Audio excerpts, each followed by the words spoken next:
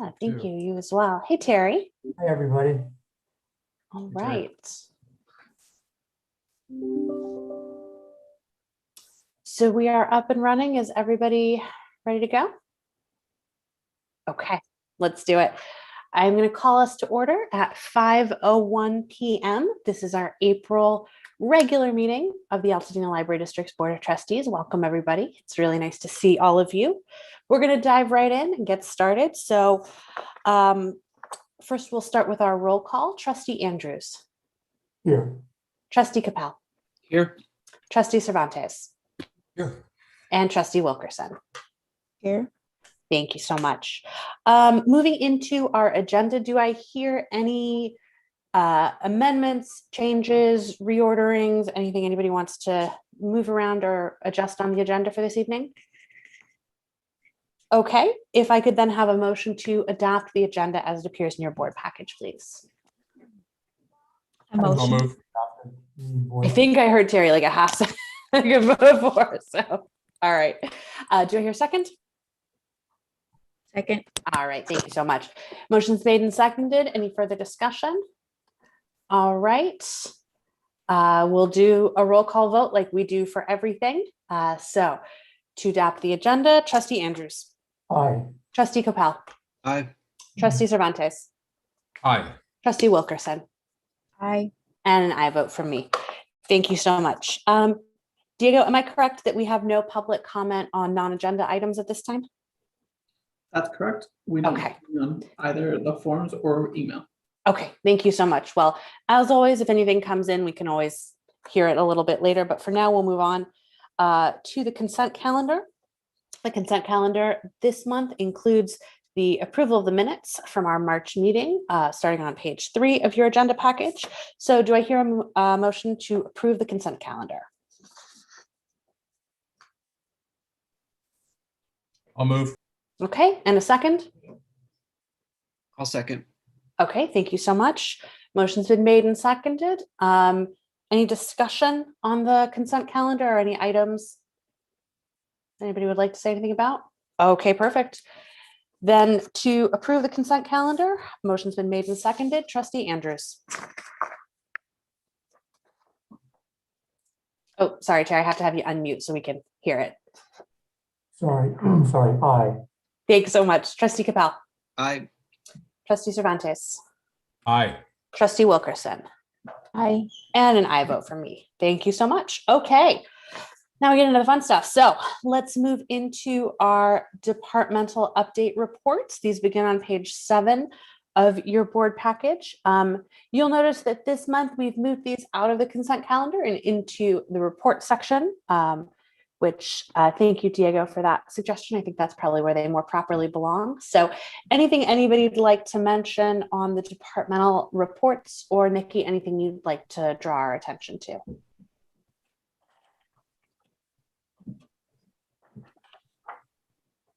I have a few things. Sure, go ahead, Jason. Well, one of the big ones I want to recognize, I'll save for Nikki's director's report. But a couple of things that stood out to me. One, on the teen report, seeing that we're actively reaching out to the group homes and agencies like Sycamore Hathaway and 5 Acres. Having done some volunteer work in the past myself with 5 Acres, I absolutely love seeing that and trying to build those relationships with those services. So kudos to the staff for really being proactive on that. And then also on the Bob Lucas report, seeing that our folks that are participating in the literacy programs can now earn credits towards their GED. Again, really, really incredible. Just the impact that the libraries can have on the community. So another kudos to the staff and to our volunteers, obviously, as well. Thank you so much. Any other comments? Terry, please, go ahead. I just liked the idea that we've got the Shop Local program going, Read Local, Shop Local. So thanks for Victor to get that going. There's several vendors on there that I use, so get some discounts. And I'm a big believer, as I think we all are, in just keeping our shopping in Altadena as much as we can. So that was really a nice thing to see. Thank you so much. Camila. Hi. Yes, hello. I was excited to see the diversity report for the young adult fiction was pretty high, in 53%. So I just wanted to say whoop whoop for that. And then I was looking at one of the things I'm really excited about is this on the Bob Lucas report, the neighbor to neighbor scavenger hunt. Would love more details about that because I think that sounds so exciting. And again, I really think it's so great to engage the community in these really creative, out of the library, out of the box ways. So I'm excited for that. And then there was one other thing that I cannot find in my notes. Looking forward to the May story walk for sure. I think that will be exciting. My favorite thing, sorry, was the return to working in the building at 1:15 every day where the staff crank up the music and encourage to dance out any anxiety. How fun. And again, just kind of out of the box and just, I wish I could join you at 1:15 every day to dance it out. I love it. That's like one of my favorite things to do, and such a great way to kind of, shake it off, to use the words of Taylor Swift there. So yeah, that was it. That was it for me with the report, all of the different reports. All I see in my head right now is the Breakfast Club. That's like my entire image. I see that. Yeah, fun. Rushmore, go ahead. Well, naturally, going later, the three other members brought up everything that I wanted to really mention. I really like the scavenger hunt. I want to get more information on that as well. And I really like the idea of working with the disadvantaged youth. And I just want to commend, Isabel Briggs and from the Teen Services and continuing to try to learn from the leadership of California, trying to bring new ideas to continue to evolve that program. It's showing that we're trying to be cutting edge, and I really appreciate that. Other than that, great report as always. Thank you so much. Certainly, I echo everything that everybody's flagged. There's a lot of great stuff in the departmental reports this month. I really appreciate it because, of course, April is the month where we have Earth Day. And every time I drive by Bob Lucas and I see the incredible garden out front, it just becomes more and more colorful and more amazing. Love the seed library stuff about monarch butterflies. I think it's great. And I love that we're now certified wildlife habitat. That's very cool. So kudos to everybody as always. Fantastic work. And thank you all for putting so much time and effort into summarizing the great work you have going on every month. It's super helpful for us. Nikki, please.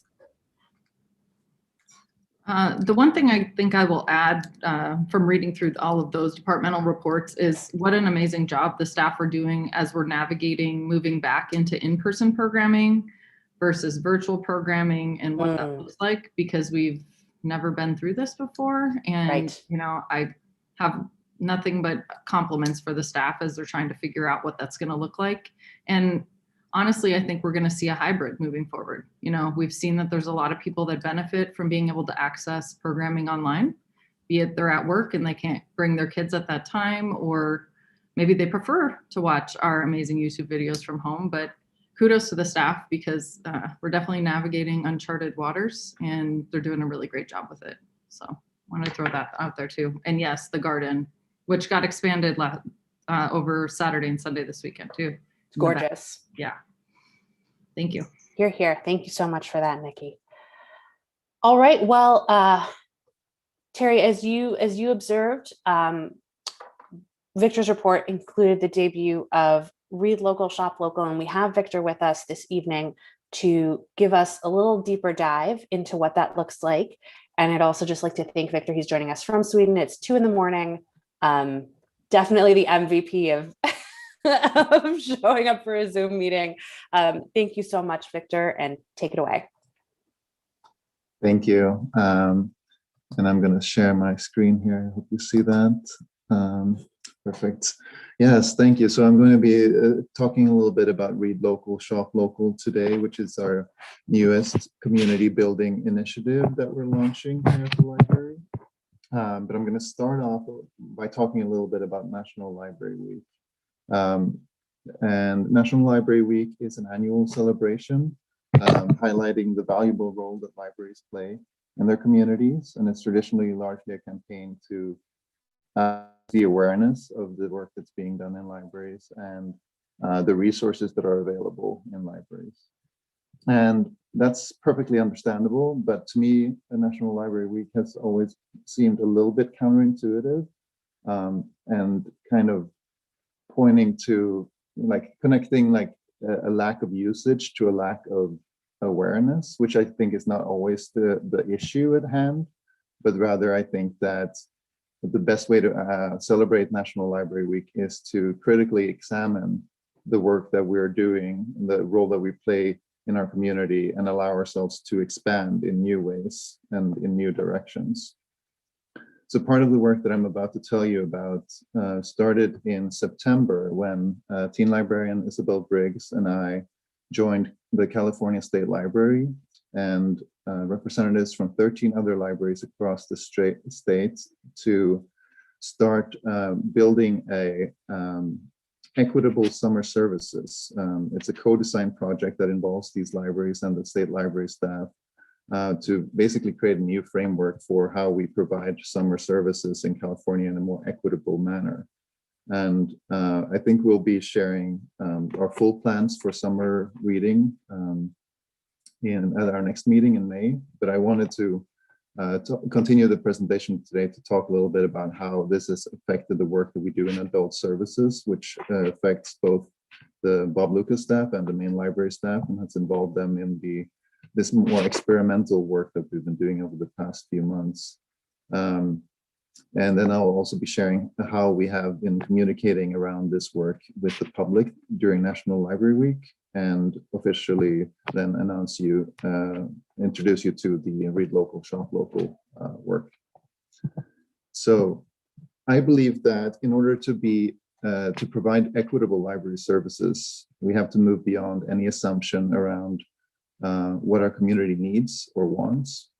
And to do that, we need to invite new people to sit down at the table with us, and we need time to be able to have conversations with them. And the most direct consequence of that for this year is that we are not hosting a reading program for adults at all, because we're taking a long-term approach, and we're approaching this as our sandbox period, where we're developing a new way of designing programs and services for all ages. So this is kind of a research time for us. We're thinking a lot about like taking an intentional pause and allowing ourselves to do deeper work and slower work to be able to build new relationships. Because Isabel and I found when we did the research and went through this process with the State Library that the best moments in our past work when it came to equity occurred when we had spent time talking to people that we normally don't speak to, and when we pursued activities that allowed for unexpected outcomes. So in a sense, we found that this work was a way of expanding our existing mission of bringing people and ideas together to instead bring new people and new ideas together. So we're setting an intention, and we have been doing this for the past few months, to connect with those that have not typically participated in the traditional reading program. And we basically identified a list of different demographics that had not participated in the reading program in the past. And some of those populations were adults with developmental disabilities, our Latinx community, Indigenous people, and millennials without children. So it's a very wide range of demographics, and we're also targeting some of the youth demographics, kind of identifying our role as the group in the library that can do this deeper research. Well, we're still, of course, want to offer like a more traditional program for the kids this year. Then we're pairing that intention with an action. to establish or deepen our relationships with organizations and individuals that are serving the populations that we would like to learn more about. And in this work, we're also rethinking our role from kind of the more traditional program or service producer to which often I think in libraries can tend to become like we're somewhat of an idea factory, and we can exist in a vacuum, and we're not necessarily always connected to the people that we are expected to use these services. And when we're in a producer mode, we tend to treat our community members sometimes as consumers. And as I alluded to in my introduction, that often leads to equating like the lack of engagement to like a lack of awareness. And so we become too connected to our product when we should really be connected to our community. And with that, the work that we've done so far, we've been using a neighbor-to-neighbor approach, and we've spent time building relationships with organizations without bringing in a library agenda or library solutions to the table. But instead, we're bringing the intention to learn more about the aspirations and the challenges of others. And we're taking this time to build alignment and trust instead of selling ideas, and instead of like immediately building a solution or creating a service. And we find that the pandemic has been really a good time to do this, because at this time, you know, anyone will appreciate you reaching out to them and saying, you know, I really appreciate that the work that you're doing for our community. We would like to learn more about that work, and we would like to also see, how are you doing? You know, how have your perspectives changed? How are your what are your current challenges? What are your new opportunities that you're seeing, and how can we work together to help strengthen the work that you're doing? And these are some of the organizations that we've been engaging with in conversation that you see on the screen right now. And this is also the content that we've been sharing through social media for National Library Week, with the idea that, you know, singing the praises of others is always more beautiful than tooting your own horn. So that's what we're doing. We're focusing on the network and the work that's being done in Altadena, and figuring out like, what is our role in all of this, and how do we fit in? And maybe sometimes the role might just be to boost their signal and to make sure that people are aware of these organizations. And sometimes they lead to new partnerships and new ways of existing and working together. We started the week off by sharing the story of the Seed Library partnership, because I think it's the prime example of how we can leverage community expertise and existing networks to help nurture and further cultivate community. And this program has been running since 2016, and I think we can all see the potential of, if we have these types of partnerships in many different areas for all ages, you know, what would the library look like? It would be immensely powerful to have these really passionate people involved with us and working with us to uplift and strengthen and educate the community. So that's essentially what we're trying to do. That's why we're starting with the Seed Library. And over on the right, you see the diabetes prevention program. And the story there is that when we looked at who hadn't participated in our reading programs in the past, our town council members came up as one of the demographics. And we were happy to connect with Nick Arnson, who is one of our new town council members. He had been running a CDC-supported diabetes prevention program through local faith-based organizations over the past few years. And we're happy to announce that as a result of the conversations that we've had with Nick, we're actually going to be partnering with him this fall to create a kind of a new paths for personal transformation, as we're calling it, at the library, using a format that is very different from what we've used, anything that we've really done in the past. So I'm really excited about that, and I'm really excited about getting more deeply involved with proactive health education, which is, you know, something that has been abundantly clear that that's something that's very necessary in our community and throughout this nation for that matter. And at the bottom, you're seeing the little free libraries, which I think we've talked about a lot, but we did a spotlight on one of our, Chris Aldrich, one of our stewards for the little free libraries, and we've documented how the library has been able to support his work that he's doing to fill up little free libraries across town. We also focused on 3 other underserved populations here. We have the Born Family Services, which is the foster home youth. We have adults with developmental disabilities through Via Esperanza, and we have individuals experiencing homelessness, represented here by Union Station Homeless Services. We've already made good progress here as well. At the Born Family Services expressed that they needed help with seeking employment and pursuing higher education. And we've been able to connect the staff at the Born Family Services with resources in the community that can support that growth. So sometimes that is the role that the library plays as well. It doesn't necessarily need to always have the solutions or the answers or have our staff be the experts, but rather connect the community to the local experts in an efficient way. Via Esperanza shared that their program participants have really been struggling during the pandemic with the increased isolation. And we're working currently to develop new programming that will support and play a role in increasing the connectedness for that group as well, which I'm really excited about. That's just a new way of working with adults with different needs than some of the adults that we're currently serving. So one of the things that came up during the co-design sessions with the State Library is the kind of the sentiment that systems of oppression thrive when we're disconnected.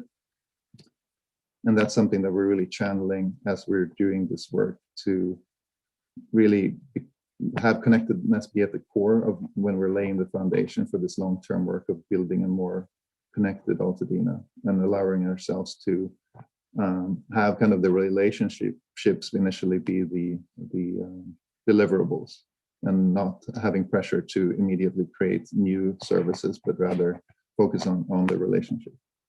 And I think the size of our service area and the fact that we are solely governed by you, our Library Board of Trustees, and also the history of the work that we've been doing here in Altadena in terms of community-focused work makes this possible. And I think this is only the beginning, and I'm really happy and grateful to be able to do this deep, intentional work of bringing new people and new ideas together.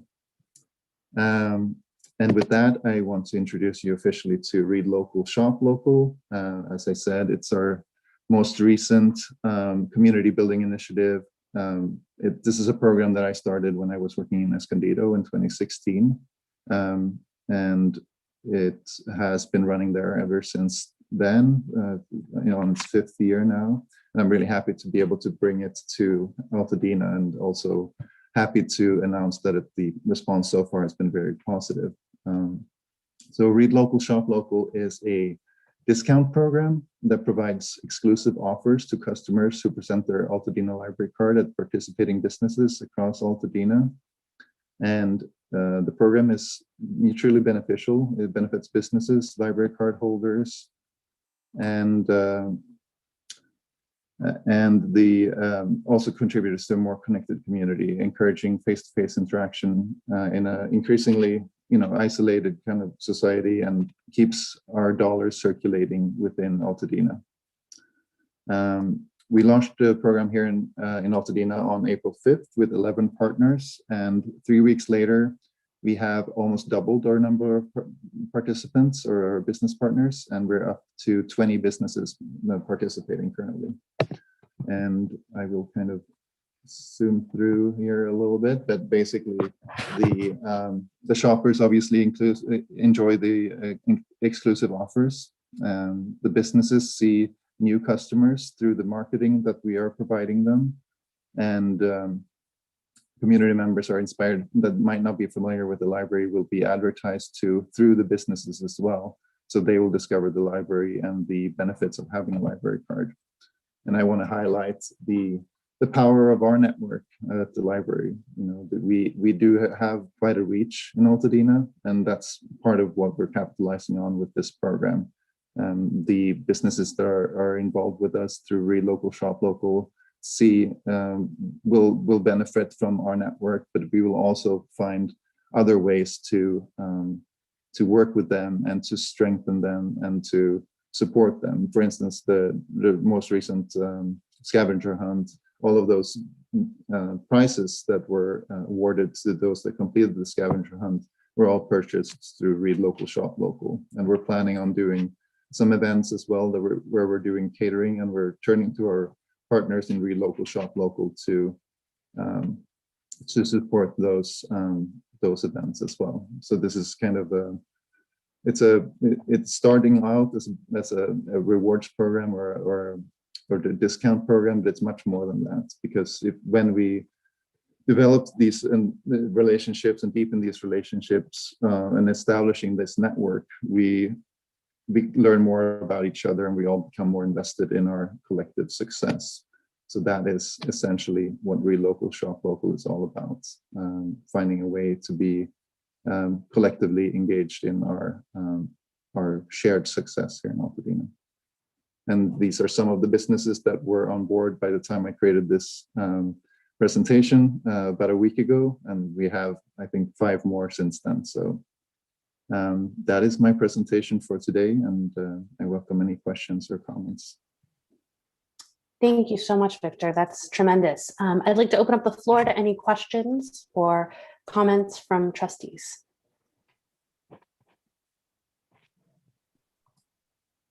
Rushmore, I saw a hand. Go ahead, please. I know that several of us want to chime in on this. This is great work, Victor, and again, appreciate your dedication. You know, halfway across the world doing this, but kudos to you on this implementation of the Read Local, Shop Local.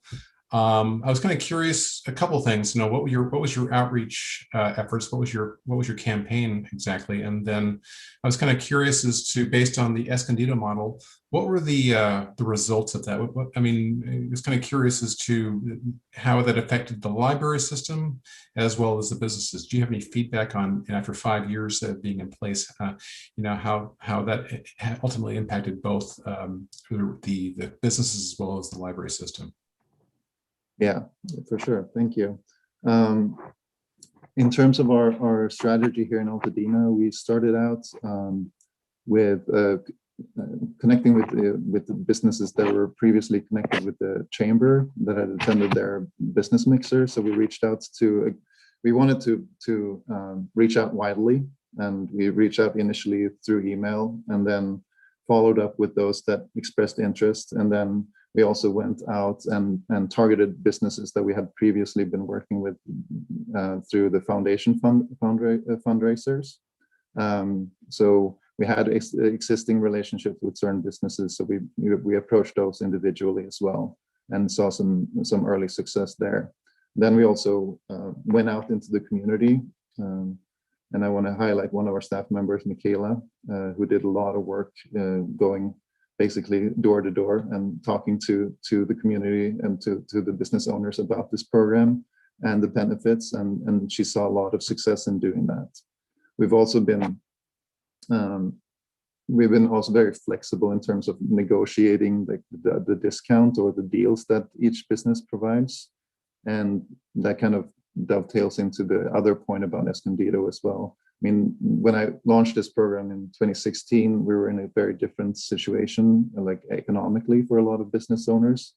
Right now, we're trying to be very sensitive to the fact that a lot of business owners might not be able to offer as an amazing discount as we might, want. Like, I think we're trying to be as flexible as possible, but that also means that there's some discrepancy in terms of how strong the discount is, and that's one thing that we found in Escondido, that if we could get a business to commit to a 10% off across the board, for instance, they were likely to be a lot more successful than the business that would offer like a free giveaway when you buy a certain amount of whatever.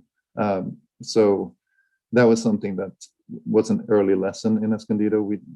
Messaging needs to be super simple, right? Both for the library and the library's ability to market the discount, but also for the consumer itself as well. Like, you don't want to have to do too much mental math in terms of where can I use my discount. You kind of just want to go and then show your library card and know that it's going to be money off your purchase, basically.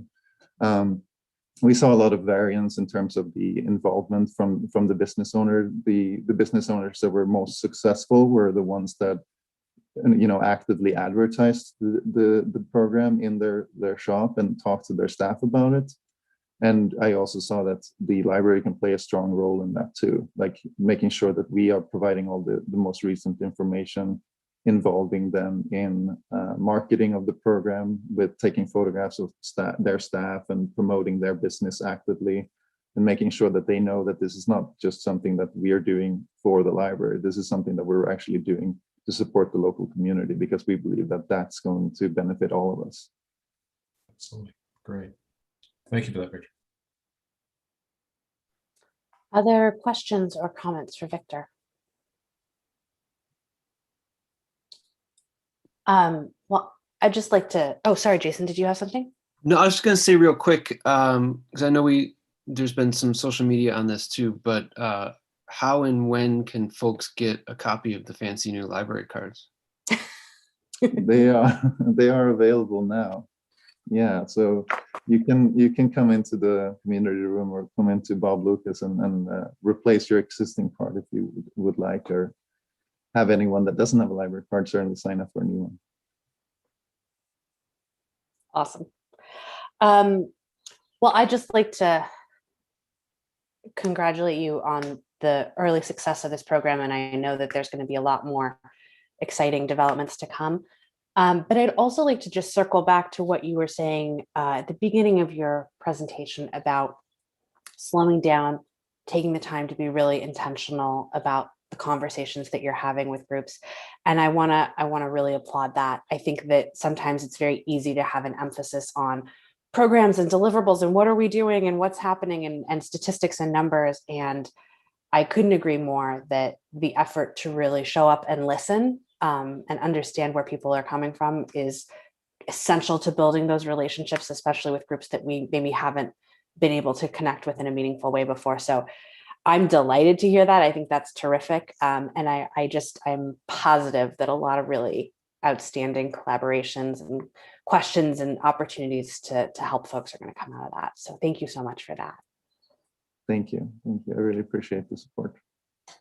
Okay. Well, I think if there's nothing else for Victor, then we'll say thank you so much for being here and good night. Thank you. Yes, thank you. It's almost tomorrow, but thank you so much. All right. So now we'll move on to some of our reports. First, we'll go to the Altoona Library Foundation. I think we have Bridget with us from the foundation. Hi, Bridget. Hey, hi. Wow. Geez, I am so excited about the work that the library is doing in the community, because I think for so long, you know, when we do have conversations that are very important, to begin to have conversations with people we have not had those conversations with. So kudos to Victor and the entire staff for recognizing the need to do this. In terms of the foundation, we're just keeping on right now. Our main focus right now is we really do want to attract 3 to 4 more active, fully engaged directors to serve with us. And we're specifically looking for individuals who might have accounting or business expertise, as well as those who have writing and communication skills, and also those who just are willing to reach out into the community, network with us and for us. So that's really what we're concentrating on right now, because it's a lot of work for a few people, so it's real easy to get burned out real fast. And we're trying to avoid that by engaging with other people. So if you know others who might be interested, send them our way. There is an application form on the website. So if you just go to the altadena go to support, and then under support foundation, and you'll find an application under there. And that's pretty much it for us. Okay, Thank thank you. you so much. We really appreciate it. And you heard it here first. If you guys know of any potential candidates, send them Bridget's way. All right. Next we go to the Friends. And I think we have Marnie here from the Friends with us tonight. Hi, Marnie. Hello. Good to see Hello. you. Good to see you as well. I also wanted to say thank you so much to Victor and the library staff for everything that they're doing for the community, and the Shop Local program looks absolutely awesome. I mean, anytime I can get a discount on my coffee and my favorite tacos, I'm a happy camper. So, and also thank you, Victor, very much for the little library support that you're doing. I think that's very important in the community, keeping the library in the community and maybe reaching some people that might not have thought about coming into the library on other occasions. That being said, the only thing new for the Friends this month is we have finally nailed down the speaker for our annual meeting in June. It's going to be Anne Miskey, I believe is her last name, from Union Station. She'll be joining us to speak on homelessness in Altadena, something that I know has been an issue, shall we say, for the library from time to time, dealing with some of the needs of some of our local residents, community residents who are unsheltered. So we're looking forward to that presentation very much. All right. Thank you so For much. the Friends, thank you. Thanks. Thank you for having us. I'm always delighted to have you. Okay, so that brings us to our director's report. And so, Nikki, I'll hand it over to you. All right, thank you, Katie. Good evening, even though it still feels like afternoon a little bit, trustees, staff, and those watching on YouTube. Can you believe we're already at the end of April? My gosh, I don't know where this year has gone so far. We've had a really busy month of hiring and welcoming staff. We had Shawnee Downing and Marion Akwagu join us as our 2 new library aides. So now we have 3, which is really exciting. I know Ben is happy to bring them on board and get some help. And we're also really excited to announce that we have promoted Aaron Kimbrell, who is a library clerk for us at the Bob Lucas branch, as our new innovations librarian. He actually starts in this new role tomorrow. So I'm just really proud of the amazing hiring that we've been doing and the staff that we've welcomed on board. I also, based on the safety update that I gave you, those are really cool posters to check out, wanted to publicly thank Nicole Fabry, our administrative services manager, for her tireless research on county, state, and federal guidelines and protocols, and making sure that we are adhering to these. At one point in the end of March, beginning of April, I think we had 4 updates in the matter of like 2 weeks. So thank you to her for making sure that we're adhering to those and keeping our staff and the patrons safe, because we haven't had any major issues this year, knock on wood. So I know it's because of her diligence making sure that we're adhering to what we need to be doing. As you can also see from my report, we have in-person services available at both of our library locations. In addition to that, patrons can use public computers, do printing and scanning. And this time we actually added some tables, chairs, and power outside of both buildings as well. So if people want to take advantage of our very, very fastest Wi-Fi in town, probably fastest Wi-Fi in the county actually, and sit outside and study, you're welcome to do that as well. We've averaged, since we opened at the beginning of April, around 275 patrons a week at the main library and around 55 patrons a week at Bob Lucas. So staff and I are continuing to plan for expanding our services more to more parts of the main library, especially including higher capacities. And I should hopefully have more information to share about that at the May board meeting. So our statistics continue to be very wonky, as I'm sure you guys all saw, from month to month, as our services have shifted so much in the past 6 months to 12 months, actually. One addition I put into our the statistics in my package is our passport statistics. Their office opened on March the 1st and have been very busy ever since. In March, as you can see, they processed 116 passports, and this is with limited appointments, so people aren't coming in contact with one another, and fielded over 600 calls. I spoke to Tony today during a meeting I had with her, and they are currently booked into the first week of June right now. So if you need to schedule for a passport, you better get it on the book soon. And a lot of people pay using Square, and you can add like comments to your payment, and we consistently are getting positive feedback and compliments about the service they provide, which is why we have people driving in from all over the place. So thank you to them for this amazing service they're providing.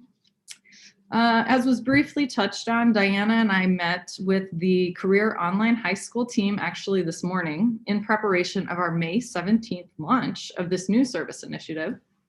We're excited to connect the people in the community that want to attain their high school diploma. And we'll refer them to this program. More info to come, but it looks like it's going to be a really great partnership with this group. They really take the reins and work very closely with all of the people that participate. So this is another exciting thing to come out of Bob Lucas and our literacy program. I wanted to end by encouraging everyone that's watching on YouTube or board members to check out all of the amazing programs we continue to publish on our YouTube channel. Last week, we published an author talk on Earth Day with best-selling author Barbara Kingsolver and Kim Stanley Robinson. Huge kudos to Chloe for her tireless video editing and content creation to make such amazing videos, including I think we're up to 13 that we did with the Pasadena Literary Alliance with many like amazing authors.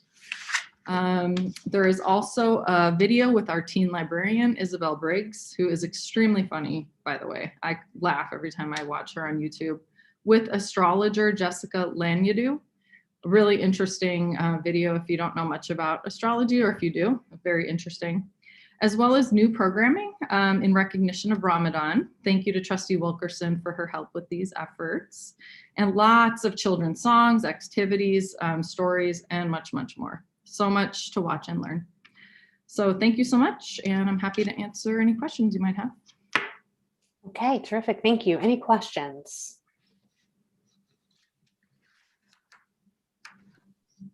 I'll just Jason, go ahead. want to point out, I mean, we've, the 2.5 years that I've been on the board, we've had all these great success stories of staff working on and finishing their masters in library sciences. And it's so exciting to finally see one of them earn that degree and be able to stay with us and be promoted in-house. So congratulations to Aaron on that. And it was a competitive recruitment. So he definitely did an amazing job. And we're very happy to promote from within for sure. That's terrific. All right. Any other questions or comments for Nikki? Okay. Well, thank you so much. There's a lot of really exciting stuff going on. Okay, so that brings us to our financial reports, which appear beginning on page 31 of your board package. And I think we have Nicole here to tell us a little bit more. Hi, Nicole. Hi, Katie. Thank you. Yes, so like you said, page 31, these are the financial statements for February of this year, putting us at 66.6% of our budget year. Currently, year-to-date revenues are exceeding year-to-date expenditures after that big cash flow in December from property tax revenue. Some little adjustments to property taxes. There was a little bit of income there. Most of the highlights are for expenditures. We did make the second and final payment to LA Art Labs for restoration of the George Gardner Simmons painting. We did actually have that appraised this month, so we should have a report ready for you guys to see in next month's board package detailing that appraisal. And then we did pay Star Lincoln Ford for the mobile library unit. We did also upgrade our parking lot gate at the main location. We motorized it just to make it easier for staff to open and close it. They can also do that remotely now, which is really great on the weekends if we ever need to do that. And then we did finalize our payment to NIC Partners for the internet upgrades. The main thing I do want to mention is detailed in another report of mine, agenda item 8C. The selectors did make a request that we move $33,350 from various collections accounts to the downloadables account due to the increased demand for downloadable items. So you will see those numbers reflected in these financial reports.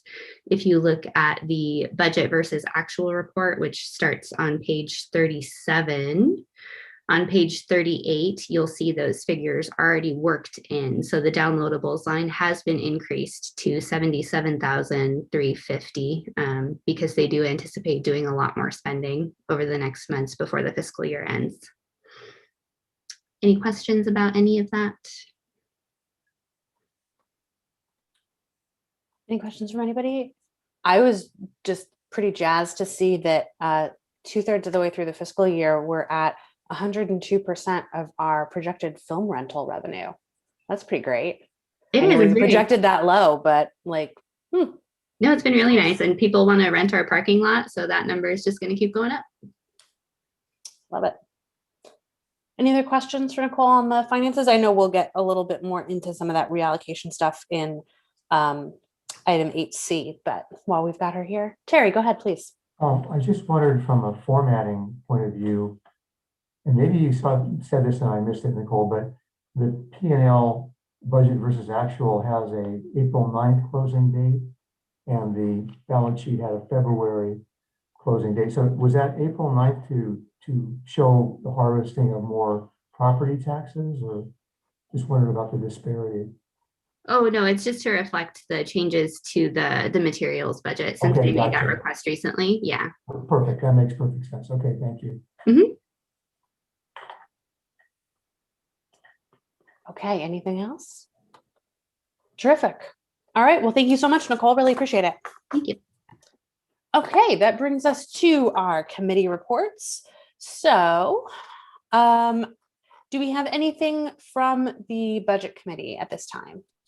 No, we were originally intending to have a meeting prior to this board meeting. However, Nikki and Nicole had requested to push that back a few more weeks while the accounting firm gathers some additional information. So we'll have something in, for the board next month, and at that point we'll be discussing the fiscal year budget proposal as well. All right, very good, thank you. So that brings us to the CFD committee. That report begins on page 43 of your board package. Terry, would you like to walk us through the large amount of work you guys have been up to recently? Sure. Well, I know everybody's been busy, and when we wound down our last meeting, Nikki suggested just a timeline to show folks what we've been doing. And she'll talk a little bit more about the results of all this a little later in the meeting. But we had a series of meetings in March and April, and I just can't thank the committee members enough for being so flexible. We had one special meeting, and then we had work groups that were broken out so that we could get some analysis done on the RFPs that we got. So it was a little bit like a runaway train, but we hung on, and we came to what tonight will be the closing chapter of all this work, and that is the approval of the two vendors that we've recommended for the municipal advisory services and also the bond council. Excuse me. So just a timeline there. And really, I guess I asked for questions because this is pretty self-explanatory. Any questions about some of the activities here? And if not, we're going to be talking about this a lot going forward. I'll kind of shelve some of these for the discussion that Nikki initiates in a little while. Okay, that's great. Yeah, if there's anything about process or procedure or anything at this point, we could talk about that. But like Terry says, we're coming to both of these as business items in a minute, so we'll have a more full explanation. But yeah, thank you so much, Terry, to you and your whole committee for putting in so many hours to get these done in such a short period of time. I think that's terrific, and I know how much I know how much work it is, so thank you. Okay, so now we move on to our ad hoc committees. So facilities, that report appears on page 45 of your board package. And Jason, I'll hand it to you. All right, not a lot happening yet, but thanks to the work of the CFD committee, we're quickly approaching full speed ahead. So since our last meeting, what has happened is we hosted a walkthrough of the facilities for the team from Racklin Partners, who will be our project managers going forward for all the work we'll be doing thanks to Measure Z. So it was good to meet the team, you know, obviously wearing masks and socially distant and all that good stuff. And then didn't make it on the report because it just happened on Friday, but we held our first ad hoc facilities committee meeting with Racklin Partners as well. Really just an initial check-in and you know, really setting a calendar for our future meetings. So we'll be meeting once a week on Mondays going forward. And just really excited to really ramp up this work and start to really envision the process for the libraries. And then I also just want to thank Nikki and her team. There was an awful lot of behind the scenes work and back and forth to get that contract signed and in place for us to begin working with them this month as well. So Katie, Nikki, Nicole, anyone else, any other feedback from our work over the last month?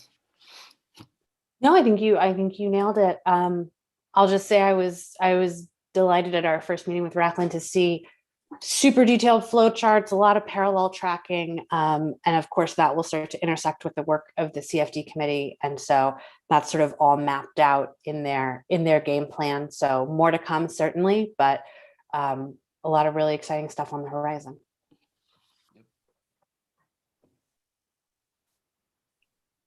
Okay, thank you so much. Camila, anything you'd like to report on for the redistricting committee? Yes, hello. Also didn't make it on the report because we just met briefly last week to have a check-in and figure out what what our current status is. Doug was able to report to us that we should have some final numbers by by early October. And with that information, we went ahead and tentatively sketched out the dates that we have to, the 4 meetings or community meetings that we have to have in order to move forward with the redistricting. 2 before the new district lines are drawn, and then 2 after. So those tentative dates are looking like one, the January 24th board meeting, the second one, a special board meeting mid-February, and then a special town hall style board meeting in, I believe, March, and then the final board meeting on the 25th, our community meeting to, share the maps and get any feedback before the final date that they have to be submitted, which I believe is May 12th. Is that right, Katie? Yes. That's right. Mm-hmm. So I believe that that's it. We're firming up plans to be able to move forward and should have more information in upcoming meetings. Anything else you want to add, Katie or Nikki? And Nikki, thank you so much for getting me the dates. I've totally left my notebook at home, so I appreciate it. Of course, whatever you need. Nope, nothing to add. I think we're in great shape. Okay. I just thank the committee real quick. I mean, I know very early on, and some of us joining the board, like this is something that we all very publicly made a major priority as a way to really encourage more participation in the board and really make it a much more fair and equitable election. And so thank you for continuing to drive this, especially during a pandemic and with all the problems with the Census Bureau. So thank you, Camila and everyone. You're here. Rush, go ahead. Yeah, just dovetail on that. Yeah, it just sounds like a lot of work, but I know that in prior meetings, Camila, you updated us on the alignment or lack thereof of when we would actually get the results of the census. I'm trying to recall what was the steps we're going to go, because I think that we're going to get it after the fact. So what's the reconciliation on that part? I'm not sure I understand your question. Can you say it again? Well, as I understood from a prior presentation, the date by which we would get the actual final results of the census didn't necessarily align with the time frame for us to be able to do an election under the CFD. And I think there was we had some options we may want to take, and I wasn't sure exactly if there was ultimate decision on how to address that absent a final certified census. Yes, I think that we are planning to go with the option of going ahead with the process overall and having the community meetings, redrawing the district lines or drawing them to begin with, and then not using those district maps for the upcoming 2022 election, but holding those till the next election in 2024. So that we could have a better process, a better election process, because the next one is going to be a little bit messy and perhaps rushed, and messy because we have, some of the seats would be, with the new district lines. And then I think one of the seats would be an at-large election. So it sounded like a better idea, and everyone is in agreement to just go finish the process, but actually basically not use those new drawn maps until the 2024 election. Does that answer your question? Yeah, it actually does. It's very logical. And if you'd covered that previously, maybe I just didn't understand it, but the way you described it makes perfect sense and sounds good. Thank you. Good. Thank you. Great questions. All right. Anything else on redistricting? Okay. Thank you so much. That brings us to our liaison reports. Terry, I know you've got a report in the board package. Would you like to talk a little bit more about it? Sure. Let me talk a little bit about it. There is an action item embedded in all this, and it's actually at the very end of the report, where it talks about the California Special District Association having initiated a call for action from Governor Newsom. So we'll talk about a letter that we can sign. We're still eligible to sign that, in which we would join over almost, I should say, 200 special districts across the state, seeking some extra money for the state for the costs they might have incurred for the pandemic. And we'll talk about that later. But a lot of this is informational, and it starts out with information that I think is worth sharing with each other, because it has a lot to do with what we're going through now, having passed Measure Z. There's a recent report by the California Debt and Investment Advisory Commission, which is a state agency, that talks about the results of the election and the various bond issues that were on there. And just as you might imagine, the number of bond issues was down from the 2018 election, simply because of a pandemic, I'm sure, and everything else. And there were fewer measures actually passed. But the California voters were actually pretty generous. There were a lot of measures, as you see here, analyzed, and a lot of them were passed. We had a special tax measure, and by nature, those are a little harder to pass because you need a 2/3 voting majority to make that happen. And that my line in there about the special tax had a lowest pass rate category, 53%, means simply that only 53% of the special tax initiatives were passed by the voters. It's a very interesting report, believe it or not. It sounds like you're just down there in the wonky weeds checking things out, but there's a lot of relevant stuff to what we're starting to go through right now. So I'd recommend that. And the link to it is right there on the page. You can hit it. The other thing that I need to make an announcement, I guess, and that is that I will be going to Legislative Days, which happen on May 18th and 19th. It's a virtual program that's sponsored by the California Special District Association. I'm sure it's going to be very interesting. So if you have any questions or anything that you'd like me to ask while I'm attending that, just let me know and I'll make sure I get that done. excuse me, another interesting CDIAC report that came out. I know this is starting to get into maybe boring territory, but it talked a little bit about the number of bond issues that have been approved by the voters that had to do with Proposition 39. And Proposition 39 was passed in 2000 to make it easier for schools to get money for much needed repairs because it lowered the pass rate to 55% instead of 2/3%. And a really interesting thing I thought about this is that since 2000, $180 billion has been approved for school expenditures and restorations and so on, but only 2/3 of that money has been utilized. So there's $60 million or $60 billion, I should say, sitting around, and I'm not sure why they never became bonds and got sold and, you know, the money passed on to schools. But I thought that was a very interesting statistic. So it's another case of CDIAC issuing interesting documents if you're into that kind of thing. And finally, one last thing, and that is on April the 9th, the White House sent out its what they call its discretionary funding request. And it's a policy document. It's not really a legal document, but it talked about funding requests for the infrastructure programs they'd like to put in place for their fiscal year, our fiscal year, I should say, as a nation, which starts on October the 1st of this year for 2022. And I'd love to tell you that on the 58 pages that I saw the word library infrastructure mentioned time and time again, but there wasn't a single word about that. There were many items, though, that intersect with what we want to do with the library, a lot of them having to do with education.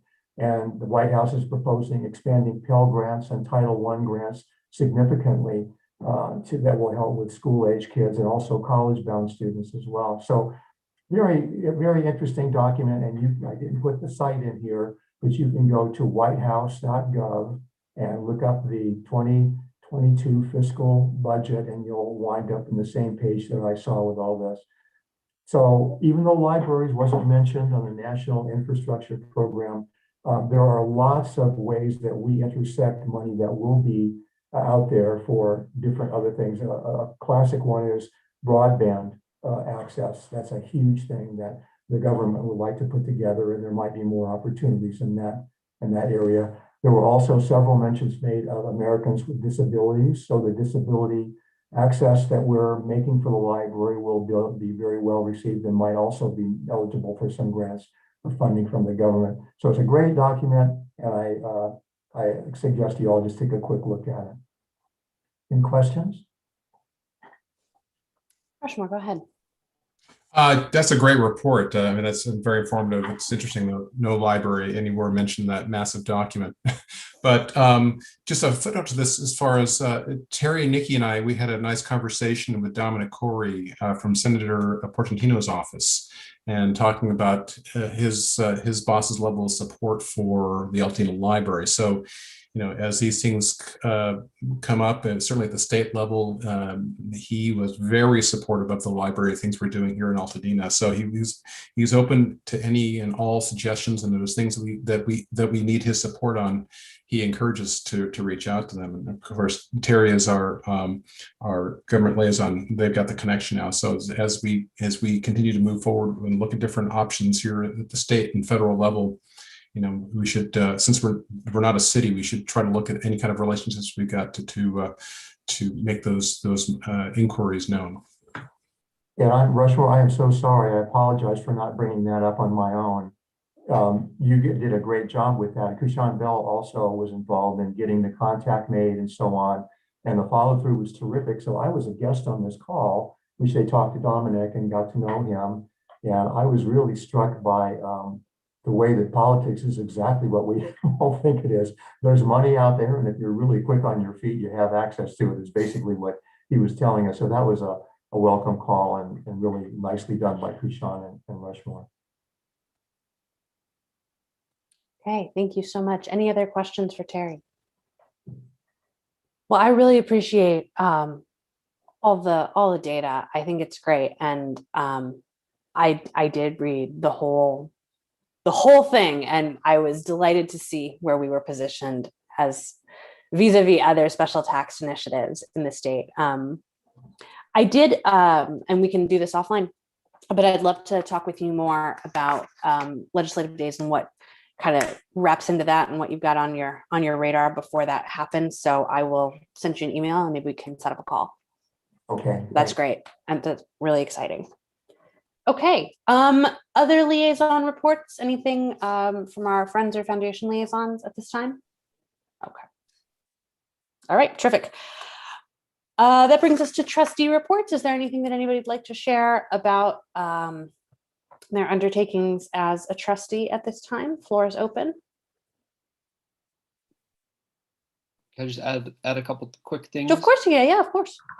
First of all, I wanted to thank all of the library team that helped put together and host the gardening workshops this weekend. My wife attended at Bob Lucas yesterday and brought home an entire tray full of seeds that we now have to figure out how to plant. So thank you to everybody for that. And then one other quick thing, I just wanted to recommend to folks, for those of you still on Facebook, there's a page called Every Library. It's a really good kind of advocacy-based page and news page on library stuff.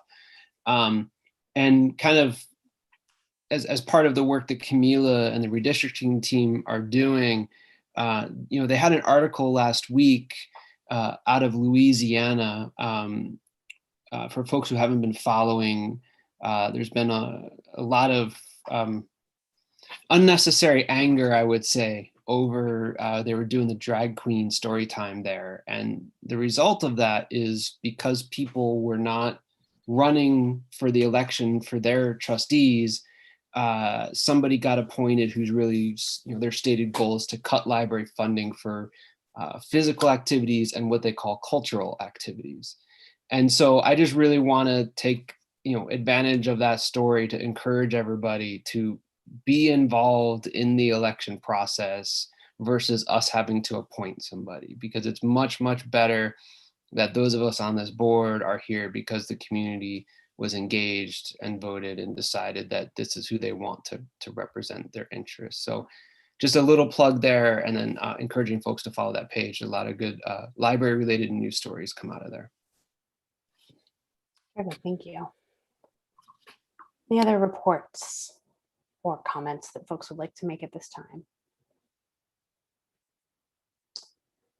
Very briefly, I'll just say that I was had the opportunity to be involved with our friends over at Town Council who are in the process of setting up a communications committee and have really gone to a lot of work to bring together lots of different folks and lots of different voices to think about, how we can improve communication across Altadena, which of course is a question that the library thinks about all the time and library staff are incredibly active on. So it was great to be involved with that. And I had the pleasure of being in the same session as Chloe, and she was just representing all of the amazing things that the library is doing. And it was an exciting step forward, I think, in that collaboration that we're always trying to encourage with our partners across town. So more to come on that, I'm sure, but I think some really promising first steps. Okay, so moving on to new business. First up, item 8A, we have the approval of an updated collections development policy. That policy appears beginning on page 47 of your board package. Nikki, would either you or Victor like to speak to that? Yeah, I can speak to that. Okay, thanks, Victor. Go ahead. Yeah, so as you see in the staff report, our collection development policy had not been updated since 2002.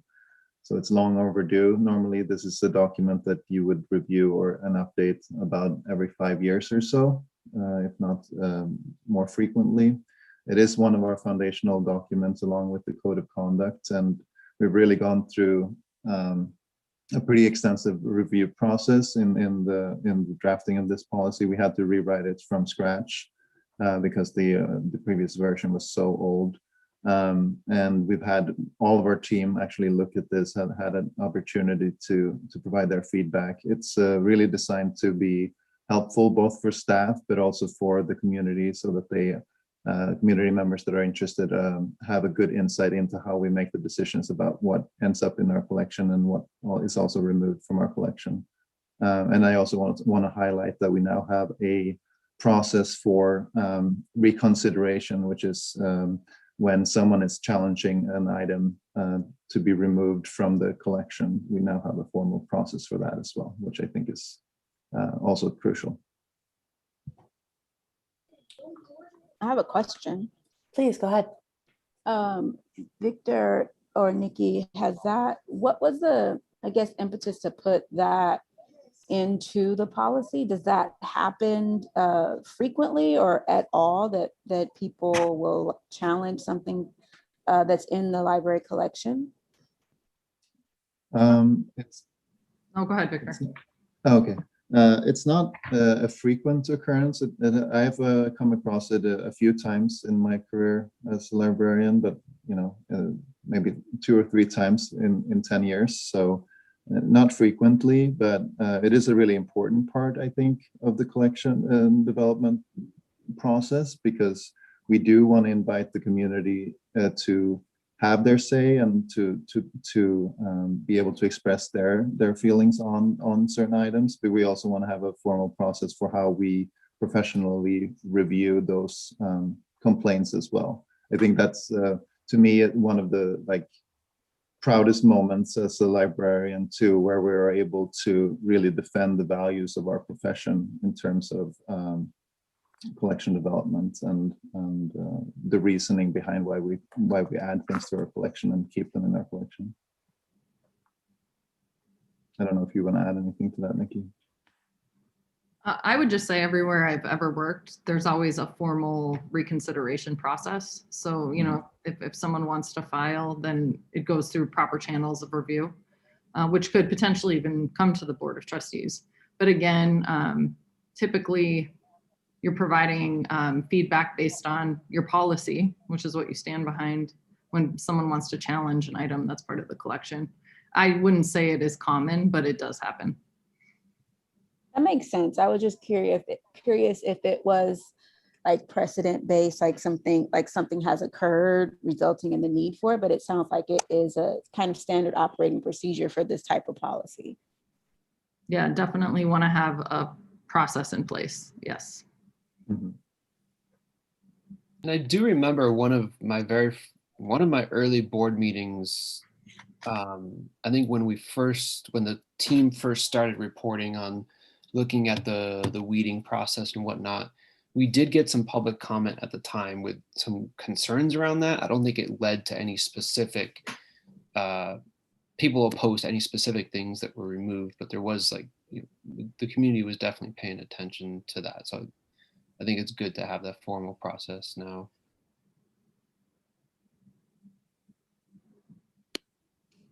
Okay, any other questions on this policy or further discussion? I just had a comment. Please. I thought it was a well-written policy, and I like the way that woven all the way through it were the steps that are taken to make sure that the books are, they pass muster to be in our collection. And it spilled over into areas like if they're damaged and so on. And I think that's important to let the public know that they just can't drop off a bunch of books and expect to see them all on the library shelf the next day because they're damaged or they might not be appropriate and so on. And because you've embedded it in a policy like that and it's there for everybody to see, you've already answered the question about why the book might not make it onto a library shelf. So I thought that was a nice way to go. And it might have been, I admit I don't know what the previous policy, if any, looked like on that, but this I think wraps it up pretty nicely. Thank you. Thank you. Okay, so at this time, I'd like to ask for a motion to approve the updated collections development policy. I motion. Okay, I hear a motion. Do I hear a second? I'll second. Okay, motion's been made and seconded. Any further discussion on this item? All right, hearing none, we'll proceed to a roll call vote. Trustee Andrews. Aye. Trustee Capel. Aye. Trustee Cervantes. Aye. Trustee Wilkerson. Aye. And an aye vote from me. So that's approved. Thank you so much, guys. That's great. Okay, that brings us to our next item of new business, which begins on page 54 of your board package. And this is the implementation of a new payroll system. This is an informational item, so there's no action required on this, but Nicole, would you like to speak briefly to it? Sure, thank you. So yeah, like you said, this is an informational item. It's just to keep the board appraised of what is a major software component that the district uses. This is what we use for payroll and for our human resources management. So it is something that both administration and staff are working with every single day. We decided to change this software after many issues with the prior software. Many staff can confirm that they hear me cursing Toast's name on a weekly, if not daily basis. And it was honestly turning into kind of a liability issue for us. You know, people's vacations were not accruing correctly. The rollovers weren't correct. I was having to maintain it by hand, which is what I was doing 5 years ago when I started with the district. So we were regressing rather than moving forward.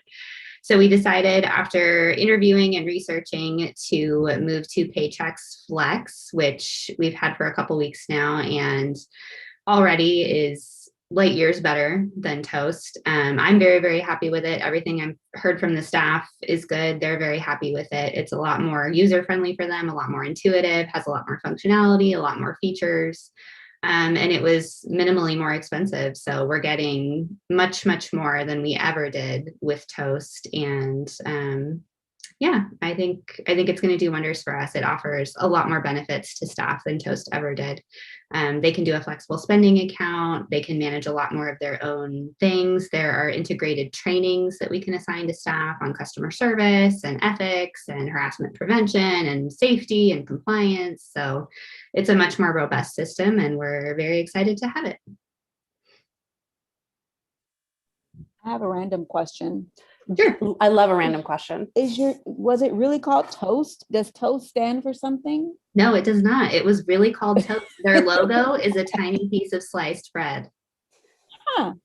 Okay, that's interesting. I'm curious, very intrigued as to why with respect to a payroll system. So okay. No, that's a good question. They started out as point of sale for restaurants. So I think that's sort of where it came from, because they were kind of food based. But yeah, Toast was what it was called.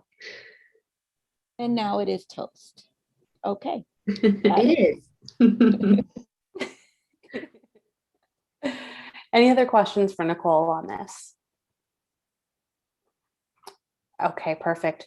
Then we're going to move on to our next item, and we're going to keep Nicole with us. So our next item we talked briefly about in our financial report, and that is the approval of some budget reallocations. So Nicole, would you like to walk us through that a little bit? Sure. So yeah, as mentioned during the financial reports, the collection development team and selectors came to me with this request. There's just been a huge surge in demand for electronic materials, especially since we were only able to provide electronic resources for a good period of time this fiscal year. We weren't able to lend physical materials for a good period of time. So there's just been a need to shift funding from the physical materials budget to the electronic materials budget. So these are the proposed changes they came to me with after conferring with all the selectors in various departments, that they'd like to deduct from books, audio CDs, and the DVD and video game budget for a total amount of $33,350. and put all of those funds into our downloadables account. So it's a net zero impact, but because it is a reallocation over $10,000, our financial policies stipulate that it go to the board for approval. Perfect, thank you. Any questions on this? Well, I've got a quick question, which is, so downloadables, obviously, ebooks, magazines, what all do we include in that category? Yeah, that's a good question. And actually, Victor and Nikki might be able to answer it a little better than I do. I believe it is things like Flipster, so the magazines, things available through Hoopla, which is books, music, movies. Cloud Library comes out of that. I think that might be just about everything. Nikki, yeah, that pretty much anything that we purchase digitally that can be checked out or used in that way, versus like databases and subscriptions or the things that you can log into and search and use, but not necessarily check items out. So that would be the Right. difference. These are all the items that you check out through those platforms. Got it. So it sounds like, yeah, some of it is download, but it's also like streaming services and like digital assets that you can access. Okay. Yeah. Cool. Okay, thank you. Any other questions on this reallocation? Terry, please. Yeah, I had one, and I'm just looking for the page that had the information about e-book checkouts, but it seemed to me that they were holding steady unless I was looking at the wrong line. In other words, it wasn't growing all that much on the report that we got earlier. Was I looking at the wrong thing, Nikki?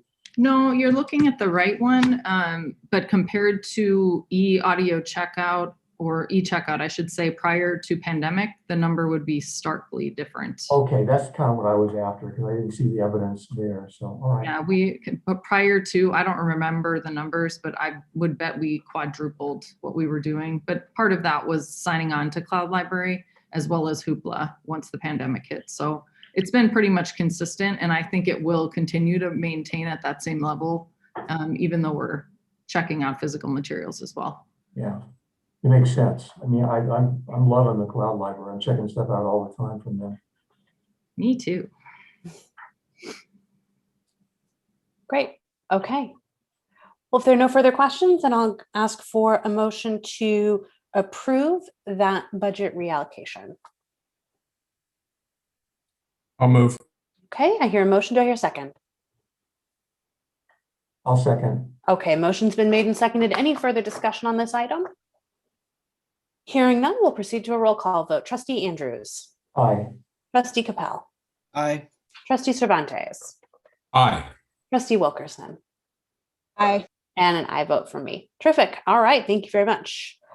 So now we're into some of our marquee items for tonight. Not to throw any shade at collection development policy, but you know what I'm saying. These are big ones. So we've got the approval of the recommendation from the CFD committee for our municipal advisory services, as well as the recommendation from the CFD committee for the approval of our bond and disclosure council services. So Nikki, would you like to speak to the first one? Sure, of course. So good evening again. So at the CFD standing committee meeting on March the 14th, the staff, we had already posted the RFP for municipal advisory services, and I was asked by the CFD committee to put together a working group to review the proposals that we received for this RFP, and then ultimately bring forward a recommendation to the full CFD committee. It was requested that at least 1 to 2 members of the CFD committee be on that working group that could then report back to the full committee. The working group for municipal advisory services included myself, Administrative Services Manager Nicole Fabry, Trustee Cervantes, CFD committee member Kim Kenny, who is also on the PUSD school board, our accountant Cindy Byram, and bond counsel attorney Tom Vandiver that acted as a special consultant for us as we reviewed both of these RFP processes.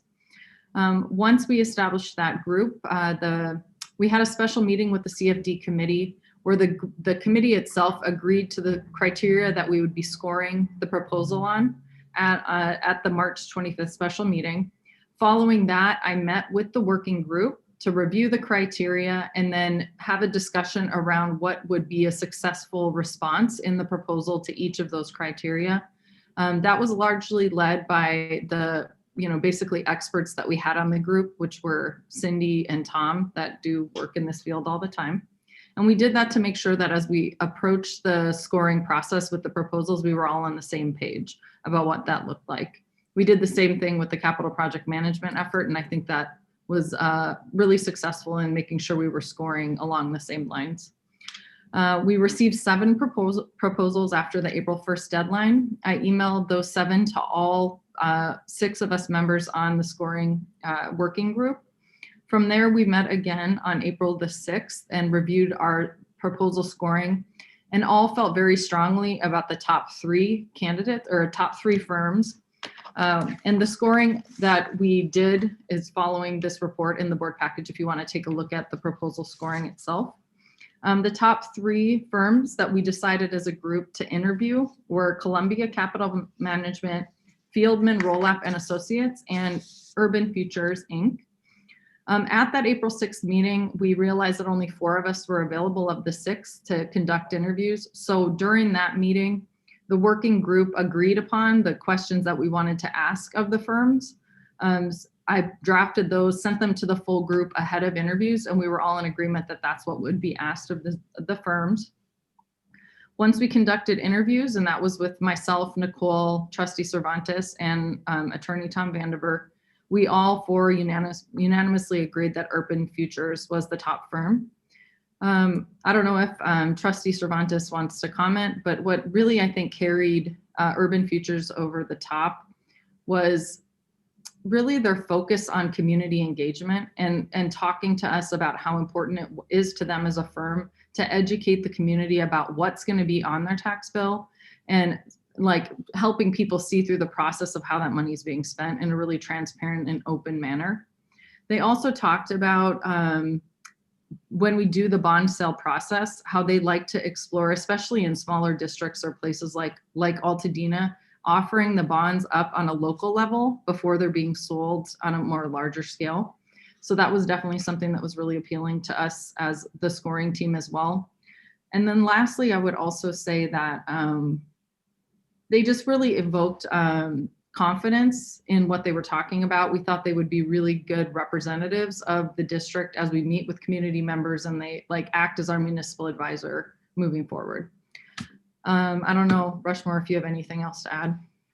Wow, you covered it perfectly. I really have nothing else to add. I mean, every single one of the proposers could have done the work, and it was interesting because the top scorer wasn't necessarily the one we chose. It really came out in the interviews who was the best, and it was pretty clear to all of us. It was very unanimous, and ironically enough, it turns out that was the cheapest proposal of all of them as well, and that had no bearing on it because the range was not that significant. So we ended up getting what we felt was the best qualified.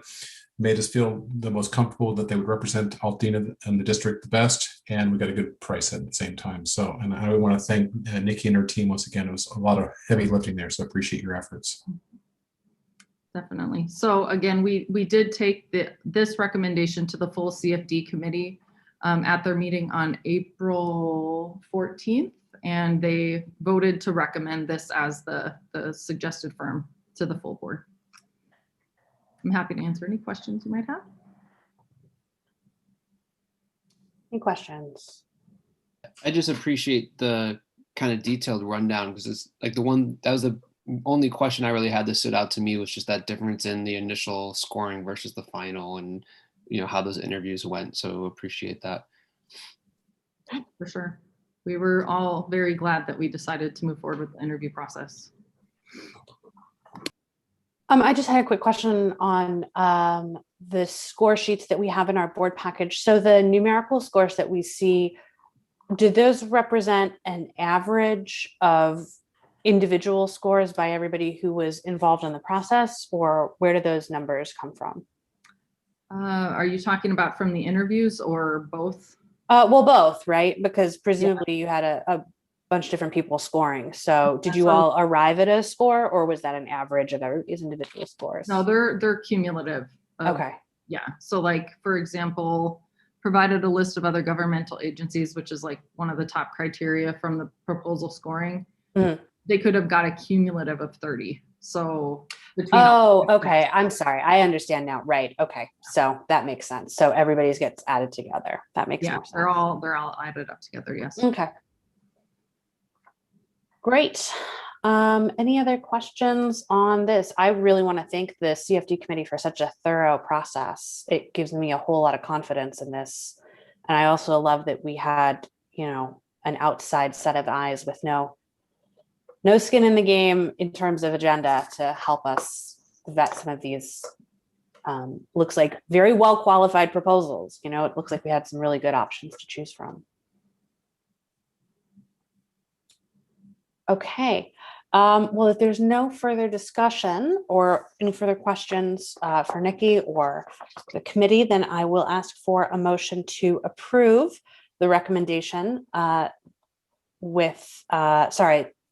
will ask for a motion to authorize the district director to contract with Urban Futures Incorporated for municipal advisory services for the duration of the bond issuance process and any post-issuance guidance as needed. That was a mouthful. So moved. Perfect. All right. Do I hear a second? Oh, okay, I'll second it. All right. Motion's been made and seconded. Any further discussion or commentary on this item? All right, then we'll proceed to a roll call vote. Trustee Andrews. Aye. Trustee Capel. Aye. Trustee Cervantes. Aye. Trustee Wilkerson. Aye. And an enthusiastic aye vote for me. That's terrific. Really exciting. Thank you so much. Okay, we're on a roll, so we're going to keep going. We've got now our similar action with our Bond and Disclosure Council. So Nikki, do you want to talk about that? And maybe talk a little bit also about how Bond and Disclosure Council differs from General Counsel, and how those two tasks are separate. I wasn't prepared to talk about that, but I'll try. Oh, sorry. Yeah. No, it's okay. It's okay. I'd almost have to go back and look at the scopes from the RFPs, but this process ran pretty much exactly the same way as the municipal advisory. We posted the RFP at the same time. It closed on April 1st as well. The CFD committee again asked that we put together a working group. This group was composed of myself, my IT manager, Christopher Kellermeyer, who has been through many RFP and proposal review processes, Trustee Andrews, our CFD committee member, Jim Vital, and then also, again, our bond counsel attorney, Tom Vandiver.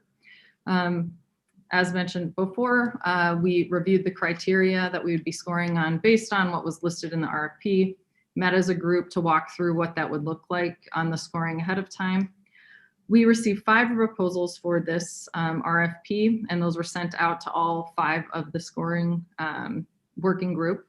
We met on April 7th, came back together, and this time we really felt like one firm stood out above the rest. The top 2 definitely were quite a bit apart from the bottom 3, but as a group, we talked through the proposals themselves, and the recommendation came through, and you can look at the scoring that we did to hire Best and Krieger, who is currently our general counsel, but also who we worked with last year during the CFD formation process with their Bond and Disclosure Council staff, both Nora O'Brien as well as, I think his name was Nick Norvell. I don't know, Katie, if you remember. We were just really happy with the work that we did with them. And then I did do several calls for references. And again, that just backed up the thoughts of the CFD committee that we should just come forward to this full CFD committee, making this recommendation to hire them. They all agreed, and that's why we're bringing it to you here tonight. In terms of the different scope of work, the municipal advisor is going to work with us to identify if we're going to be doing a competitive or a negotiated sale of bonds. Most of which, the municipal advisors, when we ask that question, they feel pretty strongly that we're going to probably move forward with a negotiated sale, which is going to include hiring a bond underwriter, as well as hiring a CFD formation or CFD administration firm. Once all of that process is in place, we'll need the Bond and Disclosure Council to produce all of the documents, double check all of that, create the disclosures, and all of that work to move it forward to make sure that we're dotting all of our I's and crossing all of our T's as we move forward on the bond sale process. I'm still learning as I go. So Terry, if you have additional information, you can add to that, but I look forward to having these experts helping me through this process as we move forward. Yeah, I'll chip in here a little bit. The proposal that we got from Best and Krieger was really good about outlining exactly what they would do for us in terms of the list of services. And they also have a dedicated person, Nora O'Brien, who's based in San Diego, that has gotten has a lot of experience in this sort of thing.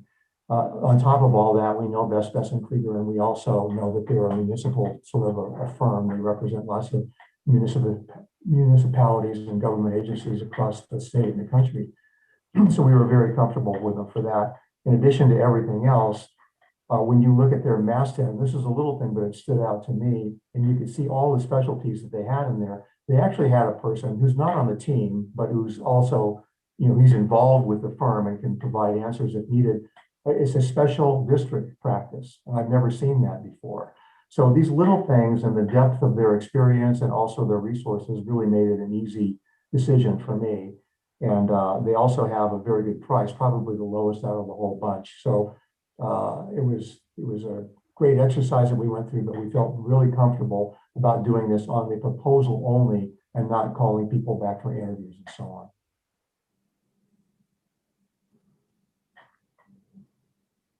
Okay. Any questions or further discussion on this?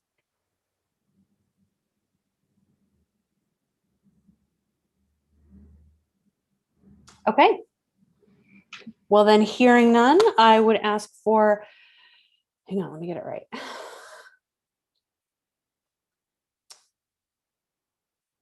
Vote to hire.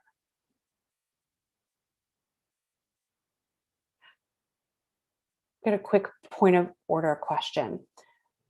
Are we voting, is the motion that we're voting to hire Best and Krieger, or are we authorizing the director to hire Best and Krieger to serve as bond and disclosure counsel? Does anybody have any opinions on that? I think we're authorizing the director and the district to hire. Yeah, I think that's right. So I'm gonna just slightly amend the wording that I see in the staff report to reflect that. So I'd like to ask for a motion to authorize the director to hire Best and Krieger to serve as bond and disclosure counsel, with the caveat that additional legal services might be retained to review their pronouncements at a later date. I'll move. Thank you. Do I hear a second? I'll second. Okay, motion's been made and seconded. Any further discussion on this item? All right, hearing none, we'll proceed to a roll call vote. Trustee Andrews. Aye. Trustee Capel. Aye. Trustee Cervantes. Aye. Trustee Wilkerson. Aye. And an aye vote from me. So we are good to go on those two. Congratulations to the CFD committee and congratulations to all of us. This is a big step forward in the process. It's really exciting. And before you move on, Kitty, I did want Yes. to thank you for your very helpful matrix that was created for the capital project management, because it was a very important tool for both of these. Well, thank you. Mhm. Yeah, it's an exciting time. I think that we're developing a lot of these templates, everything from our RFP standardization to our matrices and our professional services agreements. It's great to have all of these standard tools. Just give us more consistency and more transparency as we go through. All right, so that brings us to our last item of new business, which is it was highlighted a little bit earlier in Terry's governmental liaison report. It begins on page 123 of your board package. Terry, would you like to talk a little bit about it? Yeah, it's a letter that's sponsored by the California Special District Association. It's on their website, and it's actually already been sent, but they're adding signatures and so on to it. It's open. The availability is still there. It's a drop-down menu on their website that allows us as a special district to add our name to what's going on. And as I mentioned before, there's almost 200 special districts that have signed up. And in addition, there's been other businesses and individuals that have signed as well. And basically, it's asking for money that might be, not to forget special districts, basically for money that might be distributed by the state for funding required to help with their pandemic expenses. So I think it's unlikely that we as an organization are going to go after money from them, but I thought putting our voice on this was probably an important, piece of solidarity with other special districts. So it's pretty simple, actually, but we thought it's probably good to get the board's approval on this. Yeah, I think that's right. Any questions on this item? And just by way of process, I can, as soon as we get the approval, I can go ahead and drop down the menu and take care of all this myself. Okay, terrific. So the motion would be that we approve the district joining the CSDA Special District COVID-19 Relief Fund Coalition by adding us as a signatory to the letter to Governor Newsom. Do I hear a motion to that effect? So moved. Okay, terrific. Do I hear a second? I'll second. All right, motion's been made and seconded. Any other discussion or debate on this item? Hearing none, we'll take a roll call vote. Trustee Andrews. Aye. Trustee Capel. Aye. Trustee Cervantes. Aye. Trustee Wilkerson. Aye. And an aye vote from me. Thank you so much. And thank you for making sure we're staying up to date on all of the moving pieces, Terry. Really appreciate it. Sure. Okay, I have no items under governance apart from thank you to our district director for conducting all of her quarterly check-ins and one-on-one conversations with trustees as an effort to keep everybody more in the loop. I know we've got a lot of stuff going on all the time and all our committees are really busy. So thank you so much to Nikki for her efforts on that front. I'm not aware of any correspondence that we've received. So if there are any future agenda items that anybody would like to suggest, I'd open the floor to those at this time. And as a reminder, if a trustee or a member of the public ever have an item that they'd like to see on a future agenda, you can always reach out to Nikki or to myself or to Diego. Oh, sorry, go ahead, Terry. I just thought of it. Yeah. And that is that there's been mention a couple of times of having some kind of an interaction between the CFD committee and the facilities committee. Yeah. Which I think is a good idea. I don't know if we need to agendize that or just make it happen. You know, I don't know what the procedure would be, but I do think that's a good idea to make sure that we're not duplicating work or heading down an area that somebody else is planning to cover. I think that's a really good idea. My inclination is once, and I'd like to hear your guys' thoughts on this, but my sense is that once we get all the I's dotted and T's crossed and our municipal services advisor and bond counselor on board, maybe it would make sense to figure out what that looks like. I'm imagining we would just need to call a special meeting since we would have a preponderance of board members, we have a quorum, we have to do that in a way that, but I'd like to make sure we can include all of the team members. So capital project management folks, the municipal services advisor, and just, all of our CFD committee members, and have sort of a roundtable on what the next stage of the game looks like. Does that seem like a reasonable next step to you, Terry? Yeah, it does. And I can tell you put some thought into this. So if you've got a procedure in mind that would work, I'm all in, and I'm sure the committee members would be available for that as well. Yeah, I think probably calling a special meeting is going to make the most sense, because otherwise I think it would eat our entire regular meeting. And we want to make sure that it's at a time that all of our, especially our citizen participants on the CFD committee can attend. So maybe Nikki and Diego, we can figure out kind of what makes the most sense in terms of timing for that.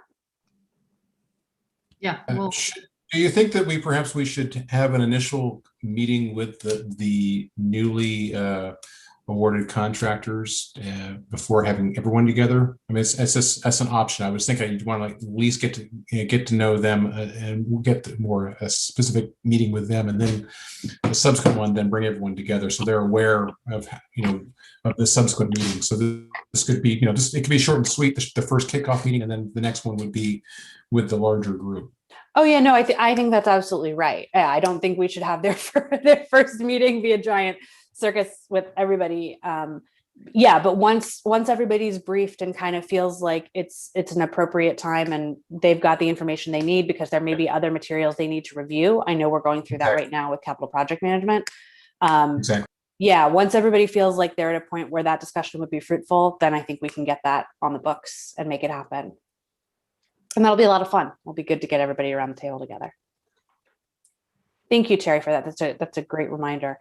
Any other proposed future agenda items that anybody'd like to see for our May regular meeting or any other time? Okay, well, hearing none, then we are to that time again in our meeting where I would ask for a motion to adjourn. I move to adjourn. All right, do I hear a second? I'll second. Okay, motion's been made and seconded. Any objection? Hearing none, we are adjourned at 6:45 p.m. Thank you so much, everybody. It's great to see you. Really appreciate it.